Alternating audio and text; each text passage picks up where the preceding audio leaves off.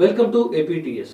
అల్లూరు జిల్లా రంపచోడవరం నియోజకవర్గం ఏజెన్సీ ప్రాంతంలో పలు మండలాల నుంచి నిత్యం కలప రవాణా జోరుగా సాగుతోంది. దేవీపట్నం మండలం అటవీ ప్రాంతంలోని వేప, తుమ్మ, జీడి మామిడి, చింత చెట్లను దర్జాగా నరికేస్తూ బొలెరో వెహికల్ లారీల ద్వారా గంగపాలెం నుండి శంభవరం మీదుగా బొల్లెద్దులపాలెం ఒక రోడ్డు, కొత్త వీధి, లోతుపాలెం గ్రామాల మీదుగా ఇందుకూరు నుండి ఇందుకూరుపేట, గోపాలపురం, సీతానగరం మీదుగా చుట్టుపక్కల ప్రాంతాలకు తరలిస్తూ సొమ్ము చేసుకుంటున్నారు. కలప అక్రమ రవాణాపై అటవీ శాఖ అధికారులపై పెద్ద ఎత్తున ఆరోపణలు వెల్లువెత్తుతున్నాయి.